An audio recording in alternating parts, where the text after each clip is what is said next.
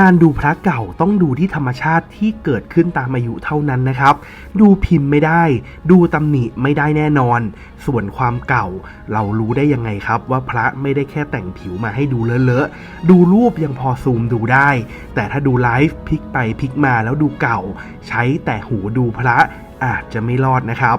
พระยิ่งเก่าธรรมชาติจะต้องยิ่งชัดอย่างเช่นพระรอดก็ต้องดูความเป็นพระเนื้อดินที่มีธรรมชาติเกิดขึ้นมามากกว่า1,000 ปีแล้ว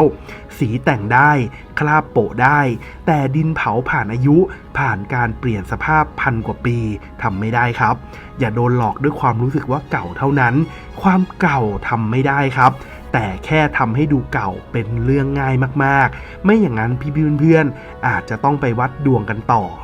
พระอายุ100 กว่าปีก็เช่นเดียวกันนะครับต้องดูธรรมชาติตามอายุถ้าได้ส่ององค์จริงหรืออย่างน้อยถ้าได้ดูรูปชัดๆจะยิ่งปลอดภัยครับและที่สำคัญเก๊เต็มตลาดและทุกตลาดใช้ความเชื่อเก่าๆก็ต้องแขวนพระที่เดี๋ยวก็แท้เดี๋ยวก็เก๊หลายคนแล้วนะครับหยิบพระหลักล้านที่เคยเชื่อว่าแท้มาดูธรรมชาติแล้วแทบช็อกปิดหูดูพระครับไม่โดนหลอกให้เสียเงินฟรีๆสวัสดีครับพี่เพื่อนๆขอบคุณที่กดเข้ามารับชมคลิปของ4 มีนานะครับคลิปนี้เราจะมาเช็คธรรมชาติของพระรอดกันที่เป็นพระเนื้อดินผสมมวลสารกดพิมพ์แล้วเผาว่าต้องมีและต้องเห็นธรรมชาติอะไรบ้างหาสิ่งที่คนทำไม่ได้พระยิ่งเก่าธรรมชาติจะต้องยิ่งชัดการดูพระเนื้อดินเผาอายุ1,000 ปีธรรมชาติคือสิ่งที่สำคัญมากๆนะครับพิมพ์และตำหนิถ้าเป็นข้อมูลยุคเก่าๆจริงยังพอเชื่อได้เพราะในยุคที่ยังไม่มีพระเก๋พระเครื่องมีแต่ศรัทธายังไม่มีราคาคนรุ่นเก่าๆที่เขาสะสมหรือได้องค์พระมาก็นำพระมาถอดความรู้กันแต่บางพวกกลับนำความรู้ที่ถอดไว้มาถอดเป็นพระเก๋หลอกคนพอถอดพิมพ์มาเองก็สอนดูความแท้ได้แค่การชี้พิมพ์จิ้มตำหนิของพระที่ตัวเองสร้างไว้ธรรมชาติไม่ต้องพูดถึงเพราะถอดธรรมชาติติดมาด้วยไม่ได้ครับเรามาเริ่มต้นเช็คพุทธศิลป์กันเลยครับพระองค์นี้จะมีรูปองค์พระพุทธประทับปางมารวิชัยอยู่ตรงกลางยอดเกศเป็นทรงสามเหลี่ยมสั้นเสียรกลมใหญ่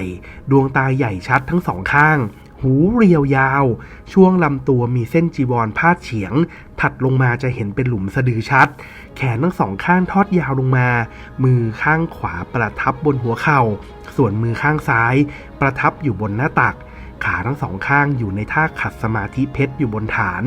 รอบองค์พระมีรัศมีเป็นซุ้มโค้งล้อมรอบจากฐานด้านซ้ายจดด้านขวาด้านหลังเรียบแต่โค้งเห็นรอยนิ้วมือลางๆพระรอดพิมพ์นี้ขนาดองค์พระจะดูย่อมหน่อยบางคนอาจจะเรียกว่าพิมพ์ต้อเส้นรัศมีรอบองค์พระและชั้นฐานจะดูต่างจากพิมพ์ที่4 มีนาเคยทำคลิปเอาไว้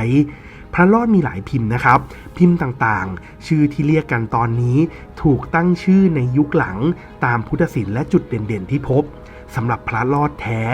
เราจะดูที่ธรรมชาติพระเนื้อดินเผาแกร่งที่มีธรรมชาติผ่านอายุมาเกิน1,000 ปีเป็นสำคัญครับ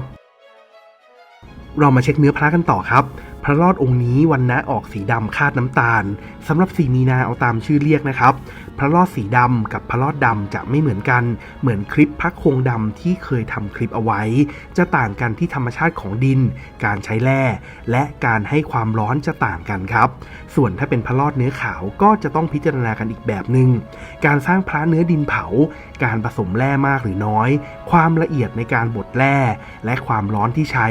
มีผลต่อสภาพและความแกร่งของเนื้อพระได้ทั้งหมดซึ่งพระรอดส่วนมากที่พบจะเป็นดินแกร่งผสมแร่มากเผาด้วยความร้อนสูงมากส่วนสีของพระรอดเป็นไปได้หลายสีมากๆครับขึ้นอยู่กับดินแร่และความร้อนที่ใช้และไม่ว่าพระรอดจะเป็นสีอะไรสิ่งเดียวที่แยกระหว่างพระรอดแท้และเก๊ได้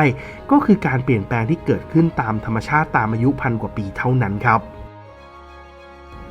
เนื้อพระของพระรอดเราจะต้องเห็นความแห้งระดับแห้งกรอบเป็นดินหมดกรูทิ้งความเหนียวไปแล้วเนื้อพระรอดมีธรรมชาติจากการสะสมตัวอยู่ในกรูผ่านการสัมผัสอากาศที่เปลี่ยนแปลงตลอดเวลามานานมากๆครับนั่นหมายความถึงเวลาที่เราดูพระเก่าความแห้งคือหัวใจที่สำคัญ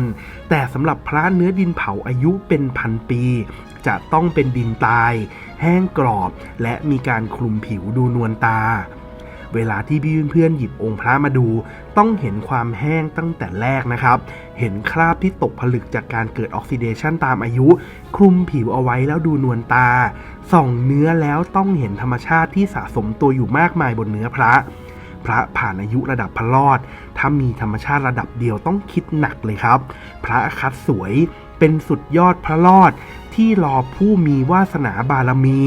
เก็บดีเหมือนใส่ตู้เซฟมา1,000 กว่าปีเลยดูเหมือนพระใหม่แบบที่คนขายบอกไม่มีจริงครับปิดหูดูพระนะครับพระรอดเป็นพระเนื้อดินผสมแร่เผาแกร่งเหมือนการเผาครกโดยใช้ความร้อนในการเผาสูงมากๆถึงมีคนพูดเอาไว้ว่าพระรอดกรีดกระจกได้ซึ่งก็ไม่ใช่เรื่องแปลกอะไรครับกระจกเป็นวัสดุที่แข็งแต่ว่าเปราะแตกหักเป็นรอยง่ายมากพระรอดปลอมก็กรีดกระจกเป็นรอยได้มานานแล้ว